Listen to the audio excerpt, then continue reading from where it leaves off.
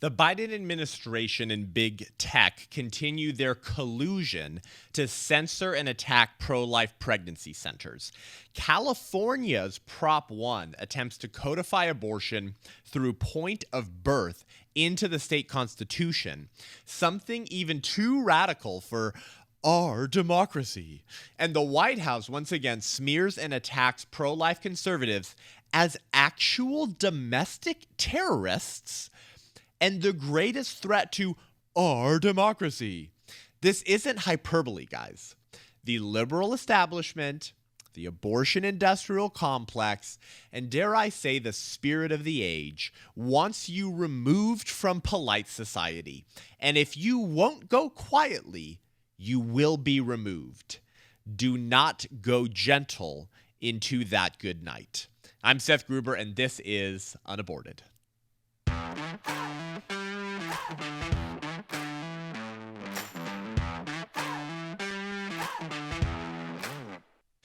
Welcome back to the show today, guys. Thank you so much for tuning in. If you are on YouTube, we are back at my old studio at Godspeak Calvary Chapel. We are on tour right now for the White Rose Resistance National Live Tour, sponsored and promoted by Turning Point Faith. And you are hearing this as of Thursday, September 1st. And there is a horrific bombshell reporting happening right now on the continued political attacks and smearing of pro-lifers by our White House that just came out this morning. So I really wanted to jump on that right away with you. But before we dive into today's episode, if you're a new listener to the show or you've been listening for a while and appreciate what we discuss on this show, will you go give us a 5-star rating and review? Let us know what you think. We really appreciate it. It helps us reach more people, and it drives the show up in the charts, especially now with YouTube censoring abortion, misinformation, and disinformation, and we're going to get into that actually right now. So do that for us. It takes a few seconds, but we really appreciate it, and more people see the show because of it. If you want to check out our National White Rose Resistance Live Tour, go to thewhiterose.live/events. thewhiterose.life/events. We now, I think, have 9 or 10 churches total booked for our National Live Tour before the middle of November, because we got our third baby coming in the beginning of December. So I'm stopping all my speaking mid-November. We were just in Indiana at Life Church Noblesville, went incredibly well. And then we'll be at my, still feels like my home church, but where we just moved from, Godspeak Calvary Chapel here in Thousand Oaks, California. So check out that tour. And if you're in the Southern California area, come on out Sunday, September 4th, 9 a.m., 11 a.m., and 1 p.m. for our live tour here.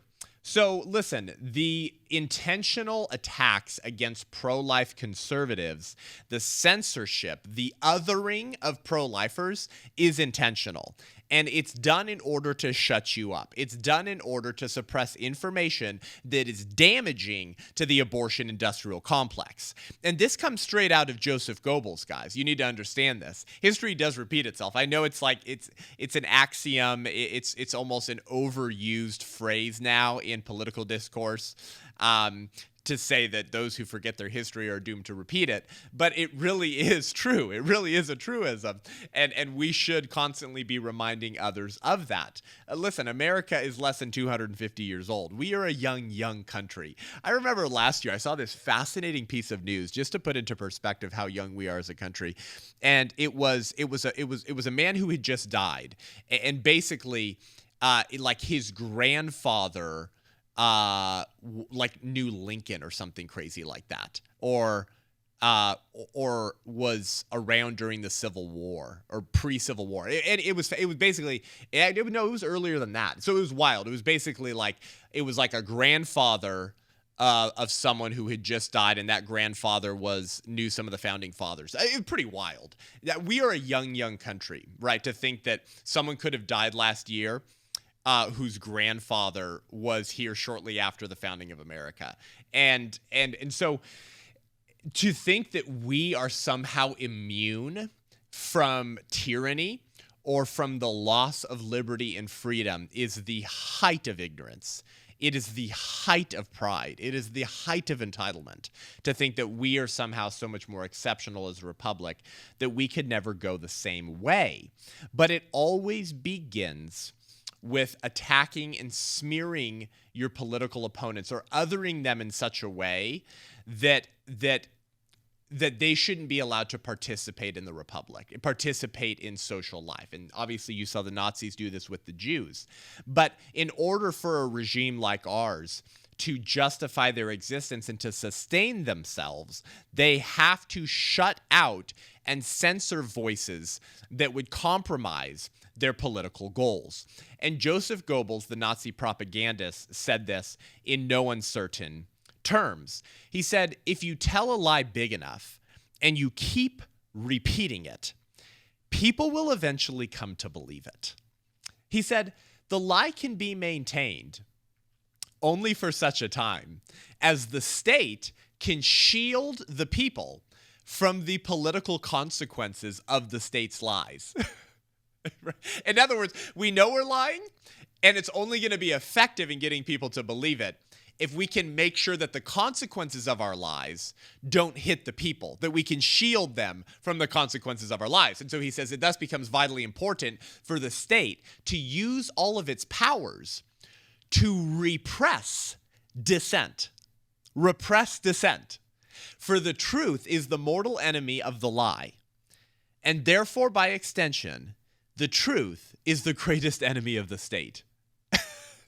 I mean, very honest, right? Like usually, you get more, I guess, sort of vindictive and,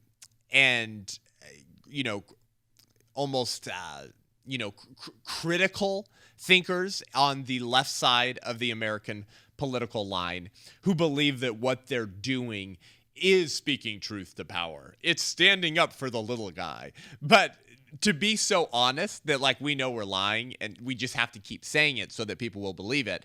And we have to make sure the consequences of our lies don't slap people in the face too hard lest they wake up and realize how sinister we are. And so the Joseph Goebbels sort of political strategy is very much the same one in today's Democrat Party. And I use the term liberal establishment or the abortion industrial complex because you need to understand these people are all on the same team.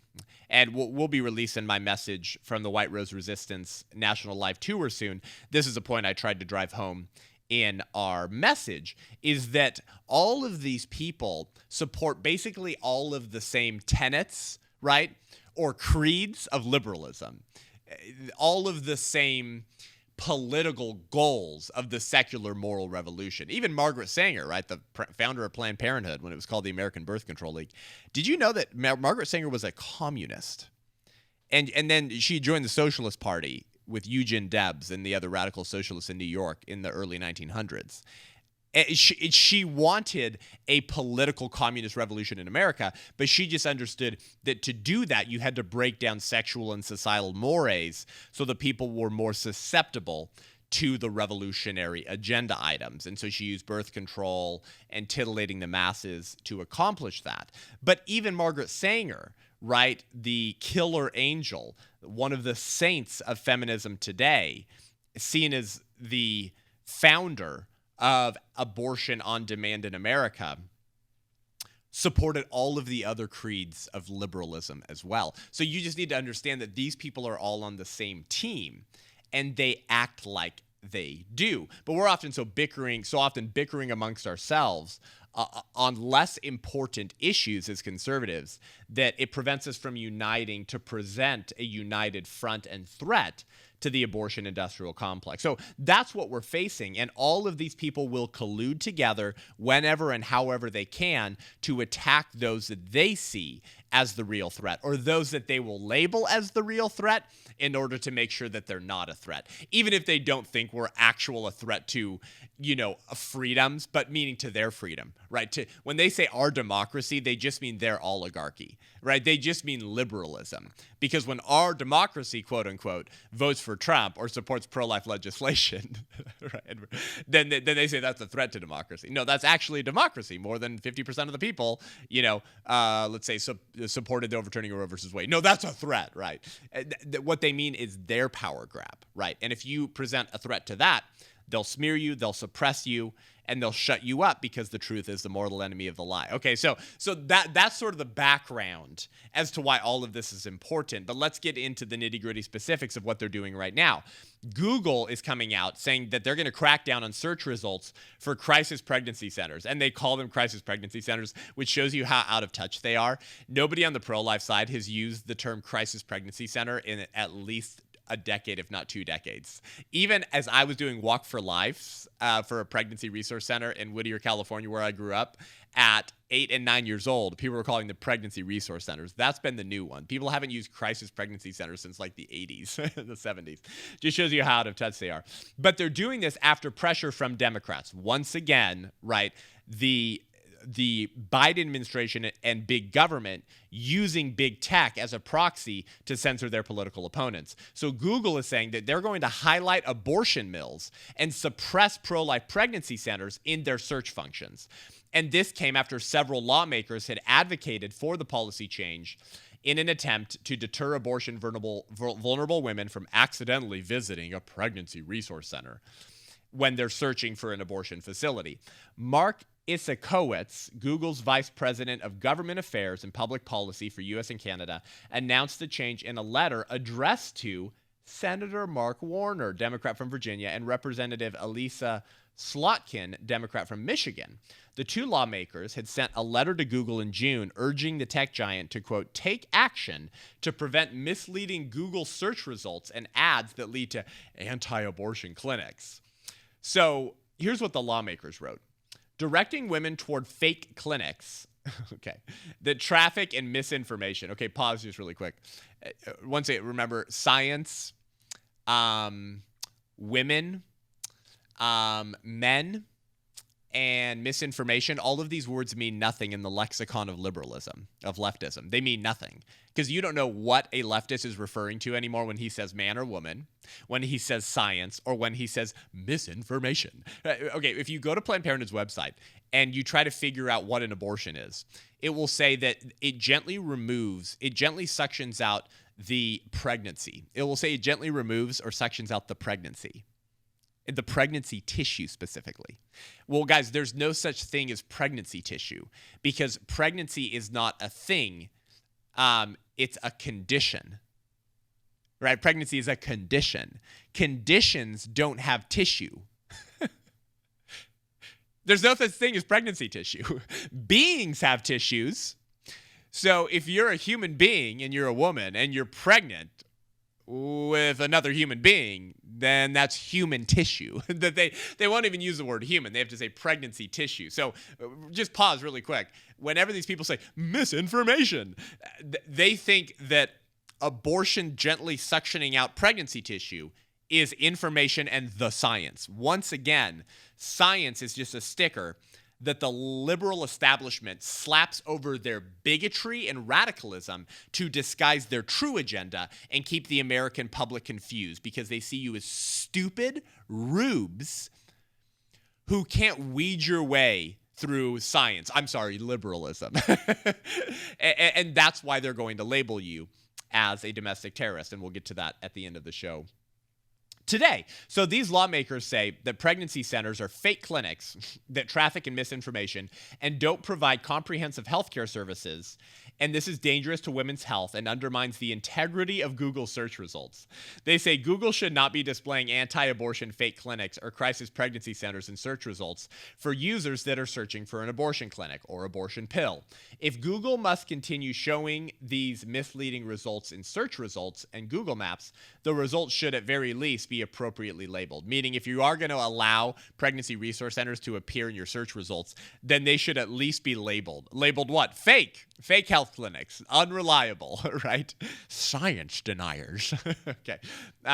In the response to this letter, Mark Isakowitz, Google's vice president of government affairs and public policy, explained that Google is continuing to hone a policy implemented in 2019, which adds labels like, quote, provides abortions and, quote, does not provide abortions to advertisements.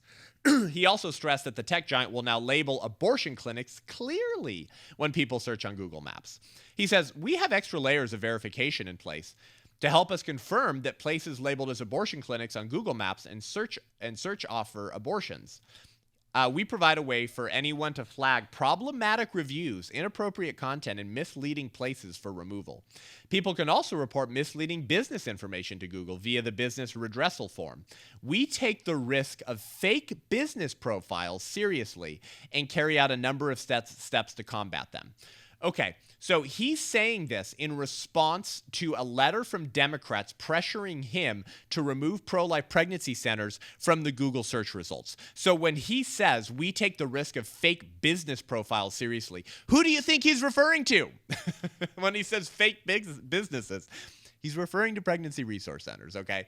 This is the intentional what? Suppression, right? To ensure that the people are shielded from the political consequences of the state's lies. It's big tech being used as a proxy by big government to censor political opponents, which, by the way, I think you may have a lawsuit possibility there as well.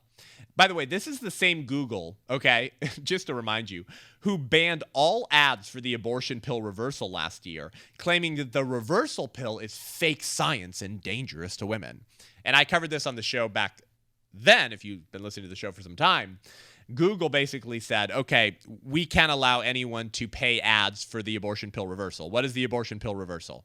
It's progesterone. It's just progesterone. It's a natural hormone. They've been using it in birth control and fertility treatments for decades, by the way. The abortion industry never complained about it then when it wasn't a threat to their political regime. Right. Only the information and people that are a threat to their regime will be othered, will be labeled as domestic terrorists, will be censored, right? And so and it offsets the effects of the abortion pill. That's what the abortion pill reversal does, and it has a 60 to 80% save rate of the baby who was already starting to be killed by RU486, the abortion pill. Okay, so they said we have to remove these ads for the reversal pill because they said this is dangerous to women. What was their proof? They pointed to a report from the Center for Countering Digital Hate as their proof. Okay, what was the proof at the Center for Countering Digital Hate report? Their proof was one study from Dr. Mitchell Creenan, who is an abortionist. Seth, there's no conflict of interest there. Follow the science. I'm sure he's totally objective and unbiased. I'm sure that he has no incentive to smear a pill which saves the children he gets paid to kill. I'm sure he has no incentive to do that whatsoever. I mean, come on, dude. Yeah, these are people who murder babies. You think they have a problem lying? If you think that someone's conscience will burden them with lying when it doesn't burden them with ripping children apart, your head is so far up your own you-know-what that it's coming out your face again. If you actually think that a lie is going to burden abortionist Mitchell Creenan's conscience, but when he tears limbs off of children's torsos in their mother's wombs, he calls that a blessing of liberty and reproductive justice, then your moral compass is so broken, I wouldn't trust you to babysit any children, okay? So the one study used to prove that the abortion pill reversal is dangerous is from an abortionist. And in that study, he said he had to stop his study because so many women were hemorrhaging and bleeding. It was just too dangerous to continue the study. Except you look into it, the only women who were bleeding and hemorrhaging were the women who took the abortion pill and not the reversal pill. Which would be the very thing they would have to take for you to determine the efficacy and danger or lack thereof of the abortion pill. Okay, so this is the same Google who did this last year and is now being pressured by Democrats, and they are caving to that pressure to censor the voices of pro-lifers and ensure that women who are considering murdering their own children don't find the help that they truly need from loving pregnancy resource centers. Wow. Shocker. Also, Yelp is jumping on this bandwagon and warning their users of pregnancy resource centers, and uses a study claiming that PRCs offer, there it is, that term again, misinformation, okay? So on August 23rd, so what, last week, Yelp issued a press release reading, Today, we're introducing a new notification on Yelp business pages for crisis pregnancy centers. There's that term again, right? Just showing you how out of touch these people are. And faith-based crisis pregnancy centers that informs consumers these businesses typically offer limited medical services. In addition, we're expanding our manual recategorization effort for these businesses. Okay, so they say that PRCs offer limited medical services. Okay, You want to know something interesting? Did you know that abortion facilities are not required to refer women to adoption agencies? They're not required to refer women to pregnancy resource centers, and they're not required to advertise which services they don't provide. Yes, let me say that again. Abortion clinics, abortuaries, abortion mills, killing centers, they are not required to advertise which services they don't provide. Oh, but Yelp will say that we have to suppress the search results of pregnancy resource centers and put a notification on these crisis pregnancy centers for misinformation because they don't offer what? A full range of medical services. They offer limited medical services.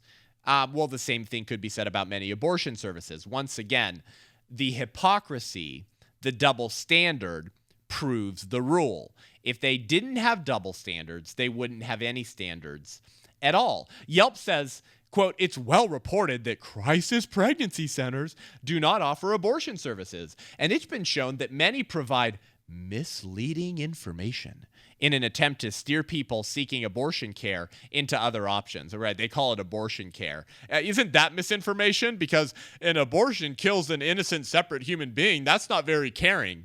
But once again, when you're an elite, when you have your hands on the reins of political power, the rules never apply to you. It's a key lesson from elitism. It's a key lesson about today's American political culture, and it's one that you need to learn and learn well. Stop complaining and being surprised about double standards on the left side of the aisle. Stop bitching and moaning about the fact that evil people do evil things and those who murder the unborn are not good at governing the born. Wake up. It's been the norm for some time. The question is, what are you going to do about it, right? Are you going to sit back and allow this to happen? And we're going to close out the show here in a little bit with exactly where all of this is truly leading, right? Because maybe you say, I'm mostly pro-life, Seth. I mean, maybe I'm the Tulsi Gabbard pro-life. I don't want abortions in the late term, but in the early first trimester, I'm fine with it. And I certainly don't want women being pressured or manipulated into an abortion, and I want them to have the full range of options. And I mean, but okay, it's not that big of a deal. It's not like they're coming for all pro-lifers. They're just targeting pro-life pregnancy centers. We should try to fix that. But come on, Seth, stop whipping us up into a frenzy, right? To grow, what, you're trying to grow your podcast by being super controversial. I get these kind of statements and critiques all the time for people who don't see the signs of the time, who don't truly know what time it is. And they don't think that what I'm talking about right now is somehow indicative of the tyranny that's coming for us all. And I'm going to argue that it is, and I think I'll prove it at the end of the show right now.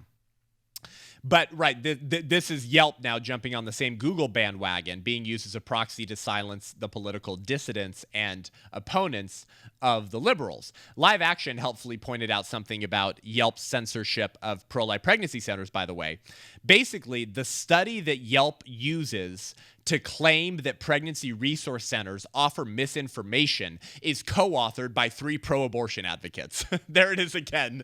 Just like the one study used by Google to get rid of paid ads for the abortion pill reversal is a study by an actual abortionist, the one study used by Yelp to prove it's just a science, it's just academic research, right, that pro-life pregnancy centers offer misinformation is co-authored by 3 pro-abortion advocates. Okay, so the link purporting to show that pregnancy resource centers offer misleading information is a 2019 editorial in the Journal of General Internal Medicine, co-authored by an openly pro-abortion professor at the University of Pittsburgh. Oh, by the way, at the University of Pittsburgh, they receive federal funds from Fauci through the NIAID, and they abort babies in the late term, and in the same hospital, they take those mutilated, murdered babies, some of whom could have survived if born alive, and they take them to another wing of the hospital and they scalp them like old school Indians with Elizabeth Warren's war axe, and then they put those scalps subcutaneously on lab rats, and so the lab rat grows the infant human hair that would have grown on the scalp of that precious baby had they not been aborted in the womb, and they call these mice humanized mice because they have human cells in them now, and then they use those humanized mice under Fauci's approval and funding to perform experiments to find solutions to staph infections. So notice the baby just becomes a sacrifice on man's pursuit of eternal life. You must die so I can live. And if I have to sacrifice you to eke out a few more years on this life, that's perfectly acceptable. How is that any different than pagan Aztec societies sacrificing human beings to the war gods, the sex gods, the weather gods, the crop gods, with the belief that this pagan deity would improve their lives, bless their crops, and extend their lifespan? Human beings becoming a sacrifice for man's pursuit of eternal life. Right. That's what happens at the University of Pittsburgh. And a pro-abortion professor at the University of Pittsburgh is one of the authors of a study claiming that pro-life pregnancy centers offer misinformation. The conflict of interest is so blatant, the slap should be stinging your cheek at this point. The second author is a senior attorney for the Women's Law Project, who received a national award from the National Abortion Federation. Oh, wow. And the third professor is a University of California, San Francisco, UCSF researcher. UCSF, the late-term abortion training capital of the country and maybe the world. If you want to become rich as an abortionist by killing late-term babies in the third trimester, you go to UCSF to get educated. So a UCSF researcher is one of the authors of this study. And she's also written before about how she believes that family medicine doctors have a responsibility to provide the abortion pill. So if you're a responsible family doctor, you should be required to give women the RU486 abortion pill to kill their baby. Right. Okay. I totally trust these three people when they say pregnancy centers offer misinformation. This 2019 editorial just argues the same tired old talking points that abortion supporters have used for decades about pregnancy resource centers, that they provide deceptive misinformation.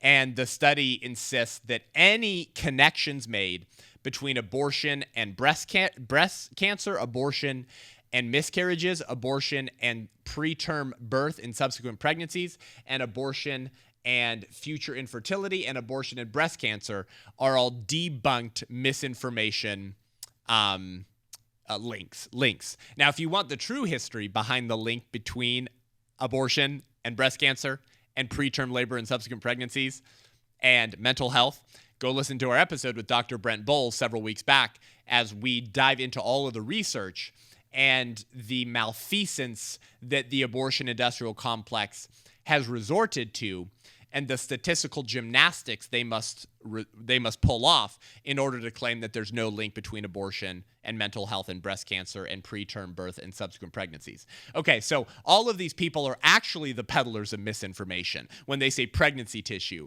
when they say that the baby is an insensate blob of tissue, when they call the baby a pregnancy, and when they say there's no links between abortion and these various negative outcomes, when there clearly is. So they just label you the very things that they are.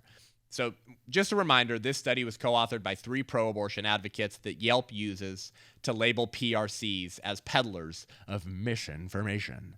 Okay, now, in California, the once great state and my once home state is now pushing to codify abortion into the state constitution. California Prop 1, it's called. And it's interesting because we have some new polling out proving Californians are not even on board, anywhere close to on board, with the radicalism of Prop 1. But remember, Californians were not on board with Prop 8, right? We did not want to redefine marriage. Or I forgot what the yes or no meant on Prop 8. I'm sorry, I was quite young. Prop 8, whether we should expand marriage, meaning obliterate marriage, to mean anything that you want it to be, mainly starting with gay marriage. But redefining marriage doesn't redefine marriage, it obliterates marriage, because marriage has a definition. It's the permanent, exclusive, comprehensive union of one man and one woman for life and for the rearing of children and the health and good of society. But remember, Californians, for goodness sake, said no. We're not redefining obliterating marriage. Marriage is a union of one man and one woman. And then a gay judge, yes, a homosexual judge, just said, I don't care about the voice of the people, right? So much for our democracy. Outright, when they say our democracy, they just mean their oligarchy.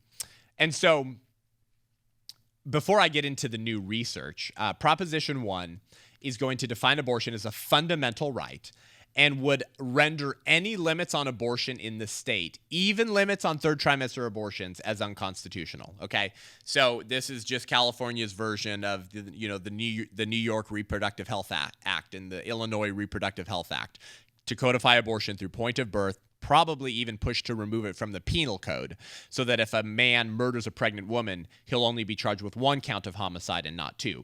But a new survey conducted by Real Impact, a ministry associated with my friend Pastor Jack Hibbs in Calvary Chapel, Chino Hills, and Rasmussen reports, shows that the majority of Californians are not in favor of limitless abortions, as politicians, the media, Hollywood, and activists would have you believe. So if you're watching the show today, we have some screenshots here. I want to go through these. It's quite interesting. It didn't surprise me, actually, because I've looked into the polling and the research for some time on the public support for abortion, but a lot of people don't actually know this or understand this. So here's an interesting one.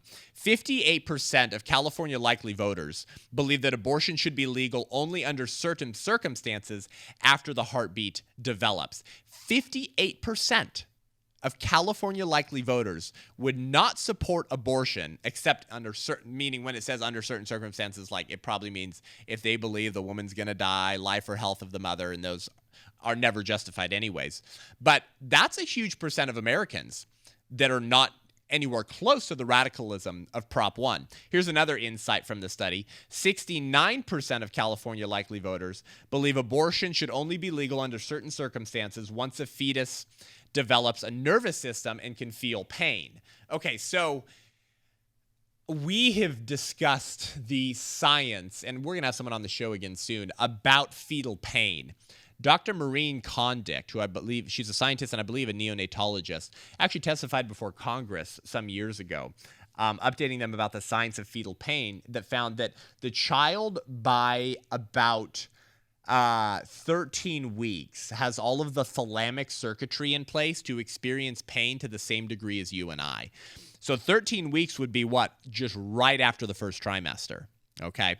And then we do know the unborn child responds to stimuli and can feel something by about 8 weeks. So, whoa. And now most people don't like the idea of abortions that are a pain to the child, which is kind of weird because, like, it's not any less wrong to kill you just because you can't feel it. Like, hey, if I anesthetize you first, Democrat, can I kill you? No one would be on board. It's kind of weird thing. But anyways, that we have a more visceral sort of repulsive reaction to being told, hey, at this stage of development, the baby feels the pain of dismemberment.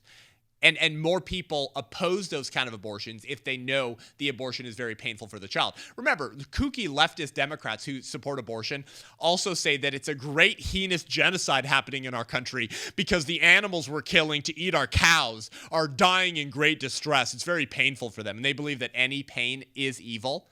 So even animals who experience pain should not have to go through that, but they're pro-abortion. Anyways, once again, don't expect consistency from secular liberals. And so if people knew the true science of fetal pain, that the baby feels something at 8 weeks and feels the full range of human pain at 13 weeks, hey, do you think if the activist media ran with those stats and did good coverage on that, how do you think that would affect the voting of Americans on abortion? I'll tell you what, you'd have way more Americans who are registered as Democrats and even say they're pro-choice who would start walking away from the radicalism of the Democrat Party because you have a lot of on-the-fence abortion supporters in America, a lot of lifelong Democrats who have just voted that way because their family always has, who will continue to vote for pro-abortion politicians. But if they were told that the baby feels the pain of dismemberment at 13 weeks, you can bet they would start voting pro-life.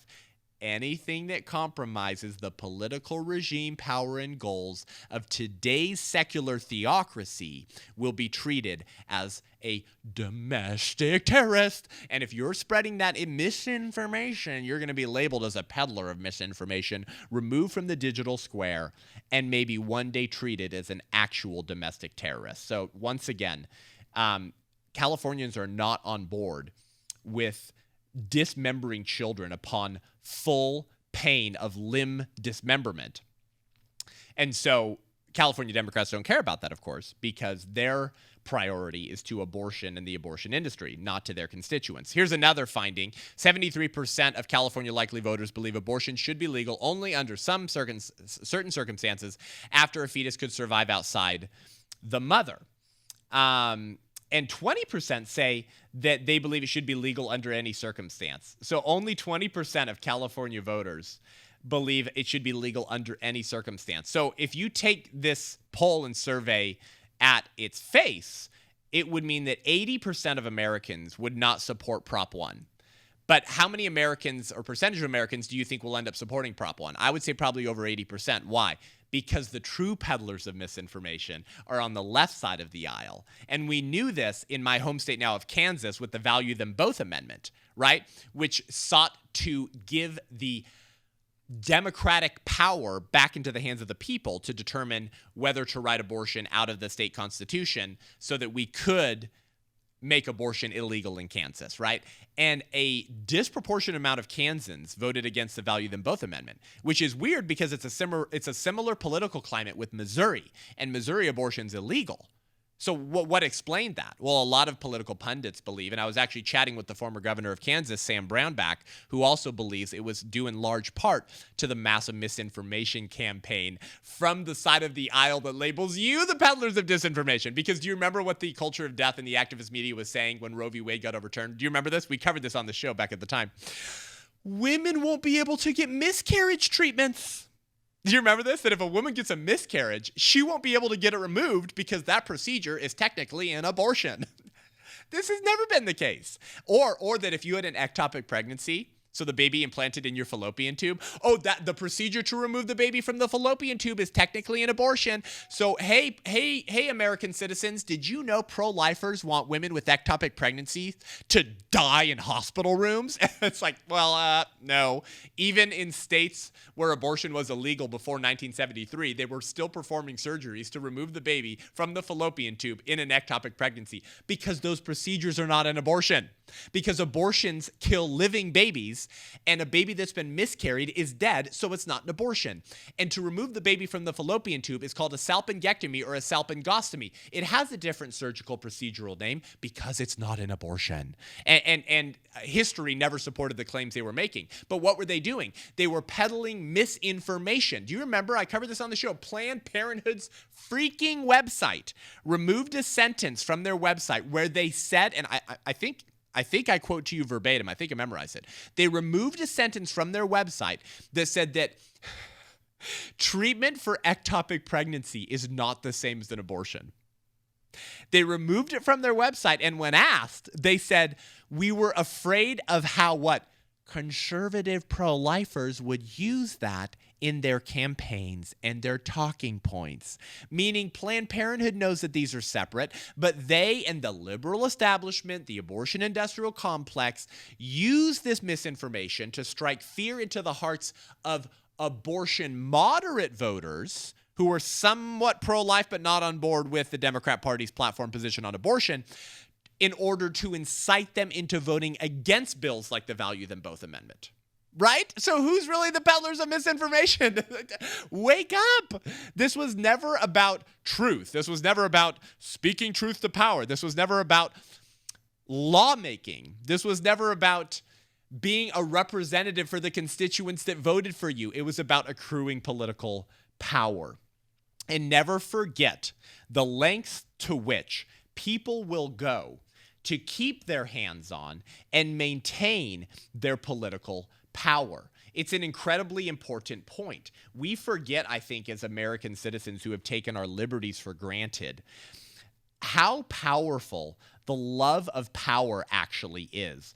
President William Henry Harrison stated in his inaugural address on March 4th, 1841, about the love of power. 1841. I want to bring it back to us today in 2022 to remind you how enticing and dangerous the love of power can be if the lovers of liberty and life are not as focused on protecting life and liberty. Here's what President William Henry Harrison said. The love of power, he said, the love of power, when this corrupting passion once takes possession of the human mind, like the love of gold, it becomes insatiable. It is the never-dying worm in his bosom. It grows and strengthens with the declining years of its victim. Did you just picture Nancy Pelosi in your head when I just said that? Or Chuck Schumer? I just did. I just pictured a decrepit, ancient Nancy Pelosi with her teeth falling out as she talks about what a great grandmother she is while becoming one of the greatest protectors of abortion. Have you heard Nancy Pelosi say this before? She's like, as a mother and a grandmother, I think I have some standing on this issue, she once said regarding abortion. These people, they literally look like decaying ancient mummies because the love of power has so corrupted their soul. And so William Henry Harrison finishes with this.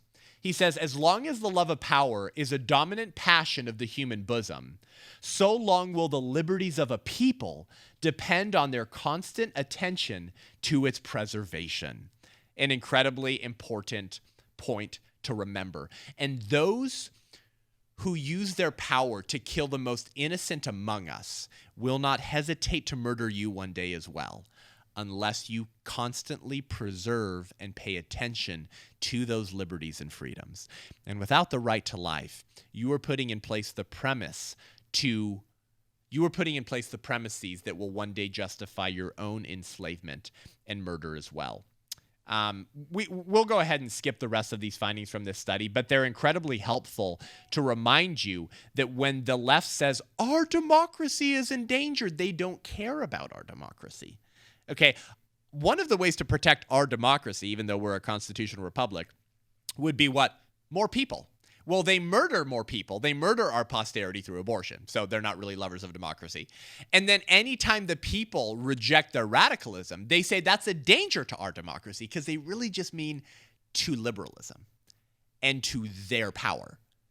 And if they love power to the extent of murdering babies, do you think they would stop at preserving that power when it comes to endangering your freedoms and liberties? Shouldn't the last 2 years of tyranny prove my point? Let's finish the show with this today. The White House today, this was said today, September 1st, labels pro-life conservatives actual domestic terrorists and a threat to our democracy. Right. Let's play this clip from White House Press Secretary, Karine Jean-Pierre. You know, the president thinks that there is an extremist threat to our democracy. The president has been clear as he can be on that particular piece when we talk about a democracy, when we talk about our freedoms. The way that he sees is the Maga Republicans are the most energized part of the Republican Party. This is an extreme threat to our democracy, to our freedom, to our rights. They just don't respect the rule of law. You've heard that from the president, they are pursuing an agenda that takes away people's rights. So, which is what the president said last week on Thursday. You all heard him. This is what the president said yesterday, and that's what he's going to continue to say. And here's the thing: the president's not going to shy away to call out what he clearly sees is happening in this country. And again, MAGA Republicans are this extreme part of their party, and that is just facts. And that's what he's going to continue to lay out. Oh man. So guys, it's just facts. It's just the facts, man. It's just the science. Did you hear her say that Biden is not going to stop speaking out against an agenda that takes away people's rights? Are you freaking kidding me? An agenda that takes away people's rights? You mean like when me and like all of my like-minded conservatives in this country said, I already have a natural immunity to COVID, and look at this viral clip of Fauci from the 80s which we don't have, but you can go find it. A viral clip of Fauci from the 80s about a different outbreak saying that the best immunity is natural immunity. The best vaccination is natural immunity. So, hey, I've already got it. So I just want to keep my job. I want to keep working. I want to keep supporting my family. And I don't want the Fauci ouchie. You're fired. And you had a mandate from the federal government that ended up getting overruled, but a bunch of businesses went along with it in the meantime and fired people who wouldn't take the Fauci ouchie. An agenda that takes away people's rights. Are you freaking kidding me? You're pro-abortion. Your entire party is built on an agenda of taking away the right to life of 65 million little human beings since 1973. It's so blatant. Watching Karine Jean-Pierre lie her face off, you just have to wonder whether these people are studying Hitler and the Nazis point for point, right?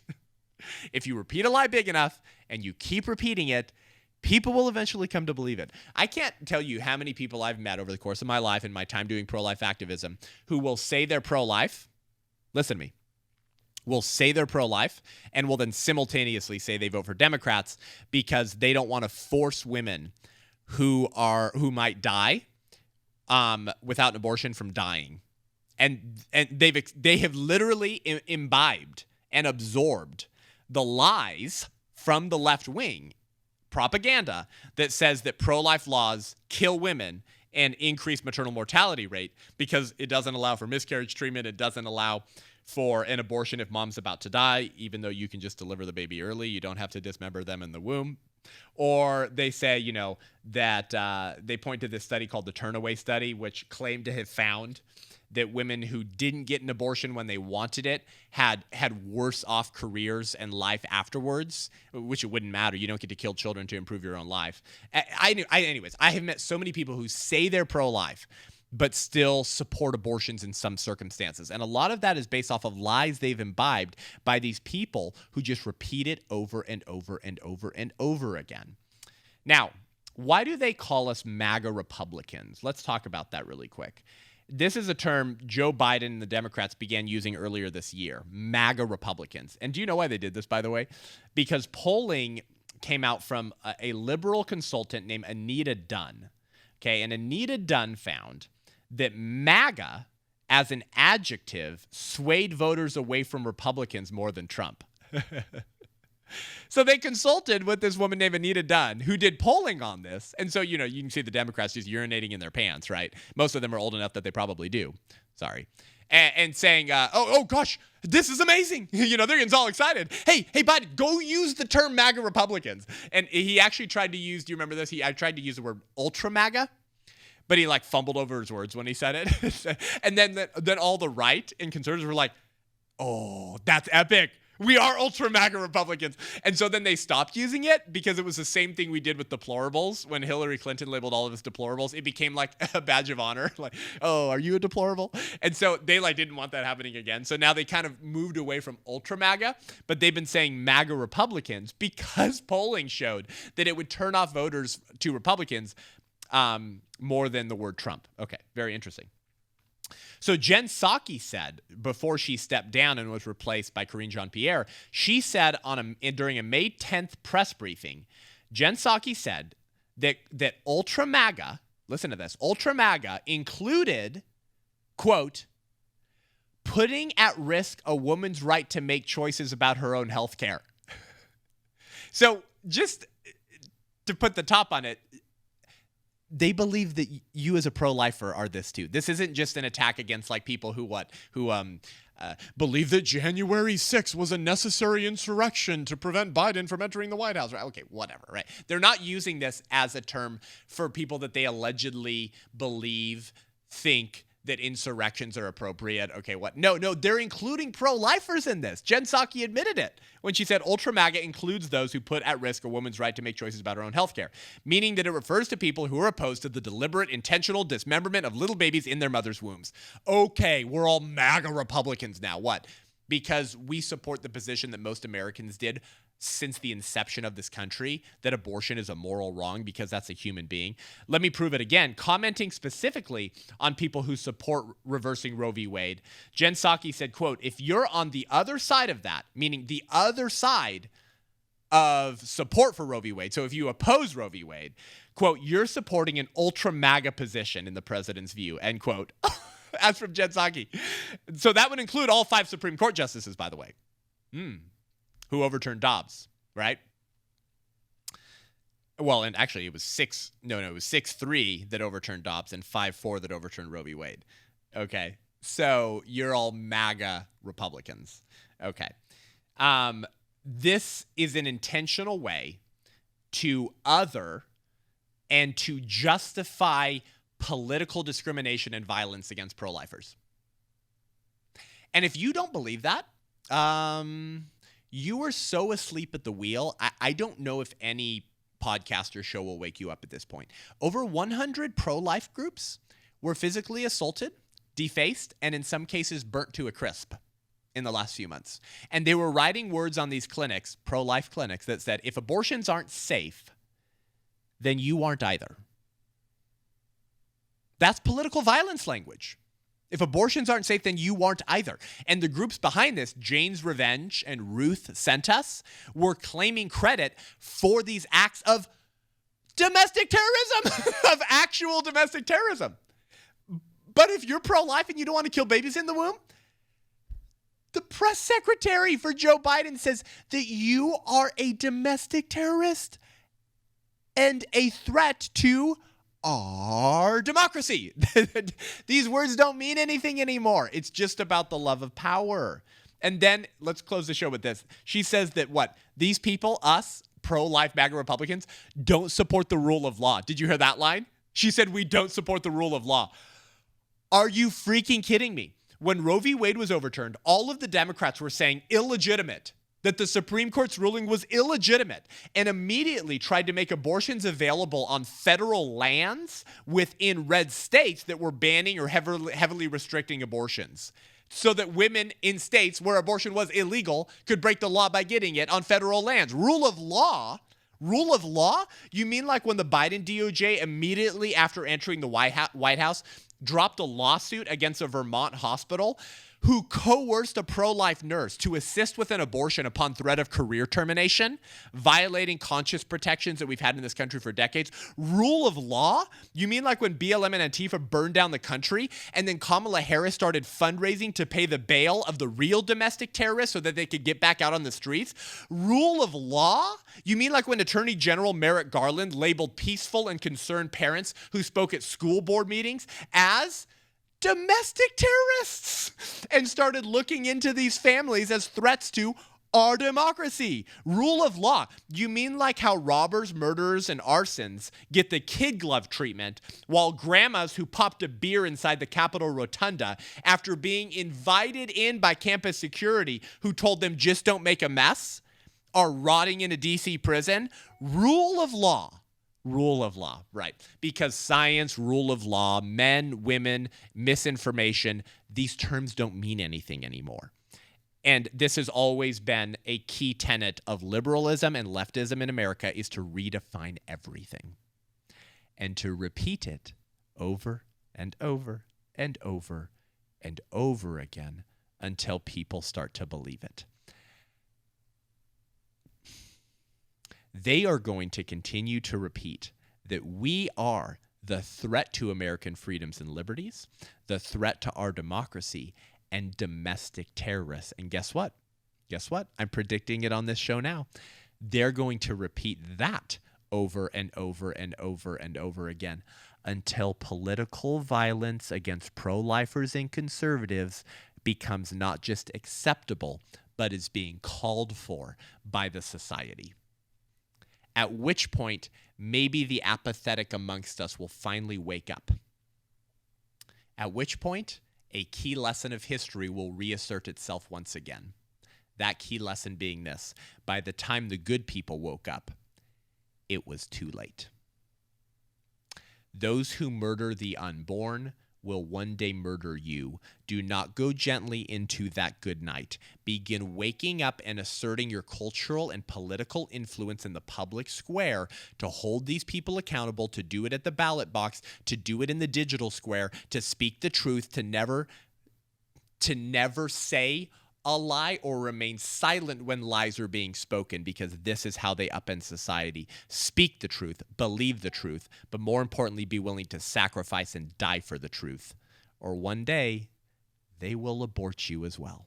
Thanks for tuning into the show today. Thank you so much. We really appreciate it. Leave us a rating and review. If you want to see my speaking schedule or book me for an event, go to sethgruber.com. If you want to become an ally of the White Rose Resistance and help me take back life in America, go to thewhiterose.life, thewhiterose.life. Until next week, I'm Seth Gruber, and this is Unaborted.